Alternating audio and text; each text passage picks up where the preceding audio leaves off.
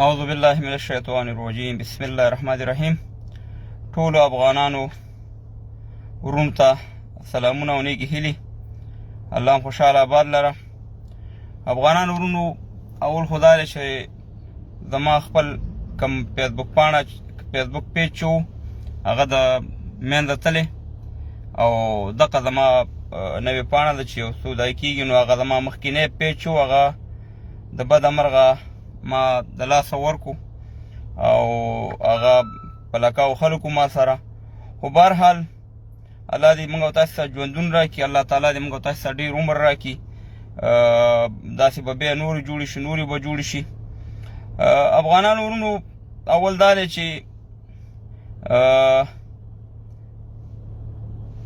داسې خبره نه ده پاتې چې تاسو ته په دې 7 کالو کې ما نه ده کړې او تاسو ته مې هر شی په ثبوت باندې ښودلی. دا ویډیو هم شیر کړئ چې ملګري راډېر شي. نو اوس حالت چې د افغانستان وي، نو واقعي چې هر یو افغان، هر یو سړی په دې باندې خفه کېږي چې یاره د افغانستان کې څه روان دي، څه کېږي.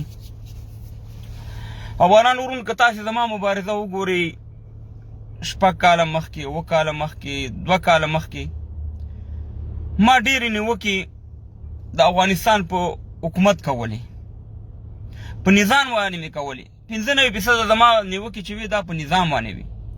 ولې زما په نظام باندې وي دا نیوکې؟ د دې لپاره وي چې ما دا حالت لیدلو چې دا کم حالت اوس راغی. ما ته به د فیسبوکونو کې خلکو دا پیغامونه راکول چې ته د طالب نه یېرېږي، ته وروره پلانې بستانې، وروره ته که طالب دا نه وایي چې بمباري پې وکړه او دا پې وکړه او هغه پې وکړه. نن زه دا 1 کال 1.5 کال کېږي د طالب په خلاف باندې مبارزه کوم. د طالب په انده زما هر څه ویډیوګانې، هر څه لایفونه مې پراته دي. ولې زه د حکومت په خلاف هم 95%؟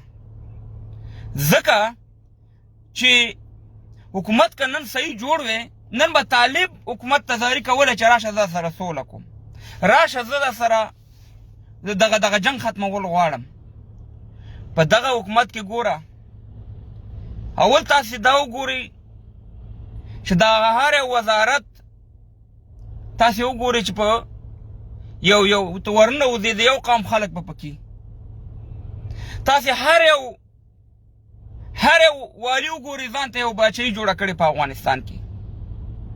نن استاد تانور راپاسېږي، خلکو ته وایي چې ملي قیام ما سره وکړه. همدغه اتانورو چې 100 کاله مخکې اشرف غني صاحب ورته وویل چې ته د والیتوب نه اخوا شه، دا د والیتوب نه اخوا نه شو.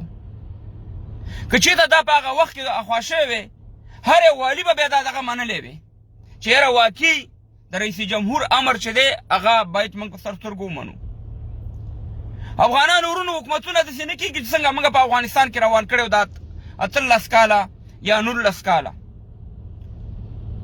حکومتونه داسې کېږي چې قانون به اول په دغه حکومتي چارواکو باندې عملي کېږي، د رئیس جمهور نه نیولې وزیرانو پورې، وکیلانو پورې، د والیانو پورې، د ټولو پورې به دا شی په ځان عملي کوي، نو بیا په ولس عملي کوي. دا نه کېږي چې موږ دلته راپاڅېږو او موږ قانون صرف د غریب دپاره، قانون صرف د یو عادي چې ریډال ته چلی یا دکاندار د هغې دپاره. تاسې دا وګورئ چې په هر ولایت کې تاسې وګورئ زورواکي. ته ما ته دا ووایه چې د حکومت په یو زورواکي باندې وس نه رسي، یو زورواکي باندې د هغه قانون نه عملي کېږي.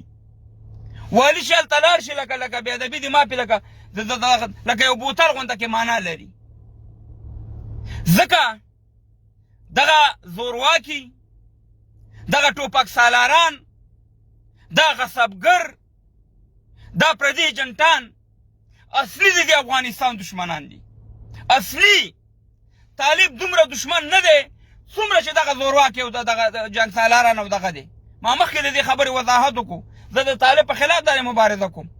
خو حقیقت درته ویم، که چېرته زموږ نظام، زموږ کار اهل کار ته سپارلی وی، نو نن به دا حالت نه راتلو.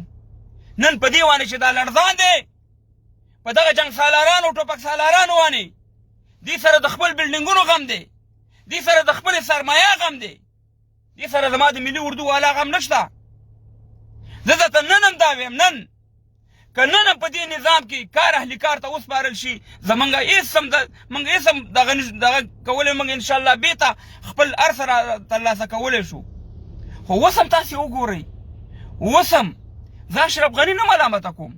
اشرف غني ته به زما دغه دا وه چې ته رښتیا ووایه چې ته کله ستا وس نه رسي راځه ویسته به دې استعفا وړاندې کړی وې، تللی به وروره بیک به دې شاته اچولی وې چې افغانانو نور خدای په امان دی. زما دلته وروره پلانې غصبګر، پلانې ټوپک سالاران، بیستانې ټوپک سالاران زما خبره نه مني، زه یو رئیس جمهور یم. تاسې دا خویمې وکتې افغانان ورونو چې په دنیا کې په شرمونو وشرمېدو، 2 ځل انتخابات وشو او د انتخاباتو نه بغیر نتیجه اعلان شو د حکومت. آیا داسې په دنیا کې شوي؟ همدغه عبدالله چې نن په امریکا کې ناست دی، او عبدالله ته د امریکې قانون نه ګوري؟ ته چې نن دلته څنګه ګرځې او تا ته د امریکا ښکاري، تا په څه رقم جوړه ده؟ خو په دې جوړه ده چې هغې قانون ته ادا کړي. تا دلته په یو موزه کې 2 خپې ور واچولې. زه یې نه منم، اوس دروانې راغلې ده، اوس ځان ټینګ کوي ورته. خو خبره دا ده چې موږ ولس وژل کېږي، ولس تباه کېږي. زه درته دا په ګرنټۍ وایم چې دا کم طالب دا ولسوالۍ نیسي، دا په یو پروګرام سره دې ته دا ولسوالۍ ورکول کېږي. امریکا یا نړیواله افغانانو ورونو په موږ باندې ستړې شوه چې ای افغانانو تاسې خپلو کې سره نه جوړېږي، د حکومت چارواکو یا غصبګرو یا ټوپک سالارانو، نو تاسې به طالب سره څه جوړ شئ؟ اخر هم دروانې ما درته ویلې چې دا امریکا او دا کفار به زمانې داسې چلو کړي چې تا ته به وایي چې دوست یې په بل مخ باندې چپه کړي. نن چې طالب ته دومره رامخکې کېږي، طالب امریکا یې رامخکې کوي، طالب امریکا یې رامخکې کړو دومره. دا حقیقت دی. طالب یې خفه کېږي، خفه دي چې زما څه کار نشته، ما ته مخکې مې زما مبارزه د ولس لپاره ده. طالب چې نن دومره جوش کړی او نن دومره په مخ کې راځي، امریکا غواړي چې طالب دلته را دغه کړي، ځکه دغه د حکومت چارواکو ته وښایي چې تاسې ته ما ویلې چې د سړي بچي شئ. دا دی طالب دروانې راوالم، اوس ځان ټینګ کوي ورته. افغانان ورونو، نن پرون په پنجاب کې یو بم الوتی، یو په پنجاب کې ګوره موږ د جنګ خلاف یو، موږ د انسانان څنګه چې په چرګانو باندې خفه کېږو چې بې ځایه خلک یې وژني. پنجاب کې یو بم خلاص شوی دی، ټول پنجاب په لړزان دی. 20 کاله 19 کاله په تا کې په زرهاو بمونه خلاص که د افغانستان په کې، او دې په دې خپلو دغه که تا په دې پنجاب کې په دې 20 کالو کې 500 بمه خلاص کړی وې، قسم په خدای نن به ته د دې مصیبت نه خلاص وې. ځکه چې تاسې صرف خپل دغه لپاره کار وکړو، خپلو کورونو لپاره، خپلو بچیانو لپاره هم کار وکړو. دا تا ته معلومات و چې پنجاب ما نه پرېږدي، دا موږ ټول افغانانو ته معلومات و چې پنجاب ته په یو قیمت هم نه پرېږدي. نن دغه هیبت الله راوله د کابل په تخه کېنوه، که دا پنجاب دا پرېښوده دا د خدای رسېدي. نن که د طالب او د شمالي والا جنګ شي، د شمالي ټلوالې، همدغه پاکستان به شمالي ټلوالې ته ټوپک ورکوي. که ور یې نه کړي دا د امنیت ساتي افغانانو، د دې طالب په مقابل کې به یې ورکوي. هغه مداري دی، هغه د دلال دی، د دلالۍ کار کوي. د شیراني صاحب خبره د کراکرۍ دکان دی. که تا پنجاب ته چېرته سرخوږی پیدا کړی وې، نن به ستا په افغانستان کې دومره سرخوږی نه وې. تاسې خو راغلی دلته وروره زموږ په وینو باندې دلته وروره څوک په کابل کې وروره ټوپک سالاراني کوي، غصب کوي، څوک وروره په یو ځای کې، څوک په بل ځای کې، څوک په بل ځای کې ځانونه هم خدایان جوړ کړي وو. نن تاسو ته معلومات وشو چې ستاسې په سرونو راله، نو نن تاسې راوچت شئ چې موږ ملي قیام کوو. د ملي قیام غږونه ما دومره ډېر کړي دي چې اوس مې نه دي کړي. د نن نه 3 کاله مخکې مې کړي چې ورځئ په پاکستان باندې، ورځئ په پنجاب باندې وته چې ملي قیام دی، موږ طالب سره جنګ نه کوو، زموږ لانجه هلته ده. دا غږونه ما کړي. نن د ملي قیام غږ یو ټوپک سالار یو جنګ سالار کوي، دا مې بیا استعمالوي په دې دغه باندې. زه بیا مې یم چې د وطن دفاع په موږ باندې فرض ده. خو موږ غواړو چې په دې نظام کې ډېرې تبدیلۍ راشي، کار اهلي کار ته وسپارل شي. غټ زموږ جنرالان په کورونو ناست دي، چې دلته یې قرباني ورکړي، دلته د هغې مړه نه معلوم شوې ده. نن یې ورور هغه شپارسیان رامخکې کړي دلته سیده مهربانه د پوستین وروره خرڅوي، په ولسوالۍ هم خرڅوي بغیر جنګه. افغانانو ورونو، که طالب دا خیال چې زه به دا حکومت ونیسم نشي نیوی خو وطن تباه کېږي نه ولا کې په دې جنګ کې طالب ګټه وکړي نه ولا کې په دې جنګ کې موږ افغانان به ګټه وکړو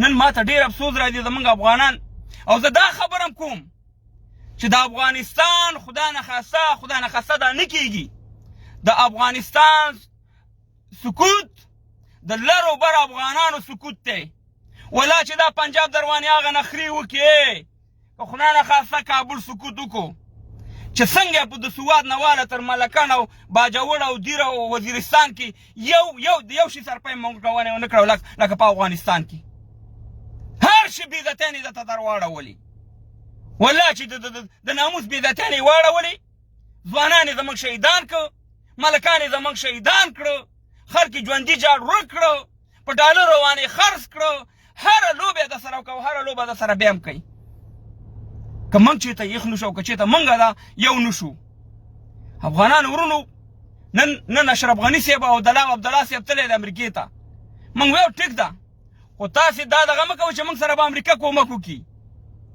دا ګوره ښه استقبال به هم زموږ کوي ښه دغه به زموږ کوي خو قسم په خدای دی چې دا موږ سره په رښتون کې نه ده ځکه چې موږ هغې وپېژندو چې دا خلک خپل وطن سره مینه نه لري په دغه حکومت کې چې ناستې چارواکي دي د ټول نه ښیم بخښنه غواړم موږ ښه خلک هم شته په دې وطن کې په وطن باندې زړه خوږېږي خو هغې څوک د بده مرغه نه پرېږدي نن زه د دې وکیلانو نه پوښتنه کوم د ټول وکیلان نه ښیم خو د اکثر له وکیلان زه پېژنم ما ته معلومات دی په 7 لکه په 8 لکه ډالر باندې راغلي دلته وروره ځانونه دې وکالت ته رارسولي ته ما ته ووایه چې وکیل په 7 لکه 8 لکه ډالر باندې راشي هغه به وطن ته خدمت وکړي خدمت به هغه رمضان بشردوست صاحب غونډه کې سړی کوي چې هغه د وطن سره د افغانانو سره مینه لري نن تاسې وګورئ دا وطن اوس هم تقسیم دی نن اوس هم د یقیني ویم چې د عبدالله خپل حکومت دی د دانش ترور خپل حکومت دی د عطانور خپل حکومت دی د نورو زورواکي خپل حکومت دی د خدای په لحاظ باندې یو ویډیو مې کته هغه نوم یې ما نه هېر شو دغه هغه وایي په هغې باندې یو دغه و چې محکمه شي هغه چې ننوتو ویې ویلي چې زه ننوځم خو 2 ساعتو کې به بېرته راوځم د چا پلار مې انحصار کړي ته ما ته دا ووایه چې حکومت داسې جوړېږي حکومت داسې جوړېږي هېڅکله نه افغانان ورونو تاسې ته ما په هره ویډیو په ثبوت مې د لار شی ښودلی هر یو ویډیو چې ما کړې تاسې ته ما ښودلي چې دا وګورئ د پاکستان مخ دا دی تا سره دا کار کوي تا پسې را روان دی تا نه پرېږدي نن ISI په پاکستان کې دومره مضبوطه نه ده څومره چې په افغانستان کې مضبوطه ده او کار کوي دا دروغ خبرې نه دي ته نن په افغانستان کې دا خبرې وکړه د وطن پرستۍ خبرې وکړه د سولې خبرې وکړه د افغانستان د جوړښت خبرې وکړه که هغه په هره جامه کې وي که هغه سړی د حکومت طرف وي که هغه ولس وي که هغه طالب وي همدغه ISI به د زمین له وړي او دا وګورئ عثمان کاکړ غونډه کې شهید پرېښودی یا نه پرېږدي نو خبره دا د افغانانو ورونو چې موږ تر څو پورې دغه اوسنی نظام چې زموږ دی د دې نه موږ دغه جنګ سالاران ټوپک سالاران دا زورواکي یا خواشي وینئ قسم په خدای دی که بیا ته ښه ورځ ویني ته به بدترین طرف ته ځي نو زمونږ د حکومت د اشرف غني صاحب نه دا دغه دی چې سپینې خبرې دې ولس ته وکړه چې پلانی والي زما خبره نه مني پلانی زورواکي زما خبره نه مني تاسې خو دا وطن چور خو که د خدای په قهر ککړ شئ تاسې خو یو ځل په 92 کې راغلی 14 حکومت هم دلته جوړ کړه په دې کابل کې هم د خلکو کومه بېعزتي ده چې تاسې ونه کړه کم وحشت دی چې تاسې ونه کړو تاسې په 2001 کې بیا راغلی بیا هماغه کارونه تاسې شروع کړه و د خدای ظالمانو و خدای هم تباه او برباد کا چې ستاسې د سهار چای په دوبۍ کې د غرمې ډوډۍ په لندن کې او د ماخوتن ډوډۍ په امریکا کې تاسې خو دا وطنونه کتلي که نه تاسې خو دا قانون کتلی چې دا قانون څنګه عملي کېږي تاسې دلته چې راشئ ګیدړان د نه جوړي زه دې هر یو زورواکي ته ویم زه دې هر یو جنګ سالاران ته یم که د نر بچی راشه ما سره د دوبۍ په هوایي میدان کې معلومه کړه چې ته بدماشي که زه بدماش یم راشه د لندن په هوایي میدان ما سره معلومه که چې ته بدماش یې که زه بدماش یم. راشه د امریکې په هوایي میدان ما سره معلومه که چې ته بدماش یې که زه بدماش یم، چې بیا درته معلومات وشي. تاسې خو هلته مظلوم ولس تکړاستئ چې د کابل په هوایي میدان کوشئ، بیا دنه وحشیان او د ظالمان جوړ شي. نو افغانان ورونو، ما تاسو ته په لایف کې یو شی هم داسې نه دی پرېښی چې تاسو ته معنه دی، خو زما پیجونه فیسبوکونه ټول بندېږي. ما چې نیوکې کولې په هغې وخت کې په حکومت وانې، زه د طالب نه یېرېږم او نه به د طالب نه اوس یېرېږم. زه اوس د طالب په دغه وانې یم. هغه خلک چې د طالبانو په ضد وانې به دغه دلته کنځلې او بدې ردې ویلې، نن د طالبانو په خوا کې ناستي. ما نه هغې وخت کې کنځل کړې، نه مې اوس کړې، نه مې هغې وخت کې ویلي چې بمباري وکړه او نه اوس مې وایم چې بمباري وکړه. زه نیوکه حق لرم چې دی وکړم. طالب دغه یو نیم کال جنګ چې دی، هغه نورې خبرې به پرېږدو چې د امریکایانو سره سوله او د افغان وژنم. او ما مخکې هم دا ویلي چې دا جنګ چې دی دا د کفر د اسلام نه دی، دا د افغان پښتون په خلاف دی، دا د افغان د شتمنیو په خلاف دی. او نن دا شی تاسو ته په ثبوت ورسېدو. نن نه امریکا شته نه وروسته دی. ته مهربانه زموږ افغانانو خپلو کې جنګ دی، که زما خبره دروغ وي ته وایه چې تون حالت یې په تاوانې وي. او دا ځای مې یاد ساتئ چې را روانه یو میاشت به تاسې ته معلومات وشي چې څه په افغانستان کې کېږي، څه په افغانستان کې کېږي. زه د افغانستان په هر شي باندې خفه کېږم. زه د جنګ خلاف سړی یم، خو د را روانه یو میاشت بیا به زه تاسې ته ووایم چې اوس د طالب څه لاره شوه او د حکومت څه لاره شوه. دا ټول افغان ته چل دی، خپلو کې وژني. ګورئ یو وخت کې به که تاسې فکر وکئ، یو وخت کې به یو پوستکی دغه راوچت شو، یا په ولسوالۍ کې یا په بیس کې یو ملي اردو والا به راوچت شو، 4 5 یا 10 امریکایان به یې مړه کړه یا خارجیان به یې مړه کړه. زموږ د افغانان به ورته ډېر خوشحاله وو. واقع دا ده چې ما څوک وژني، زما دښمني د هغې وژل په ما باندې دغه دي. خو ما به دا سوچ کوم د افغانان هغه موقتي سوچ کوي، ولا چې د دې بدل دنه یو په زره والي او دنه یې نه نخلي، دنه یې واغستو، ولا چې یو د امریکایان دې وژلی چې 1000 افغانان دې درته ووژني او لګیا در باندې شروع در باندې کړې ده.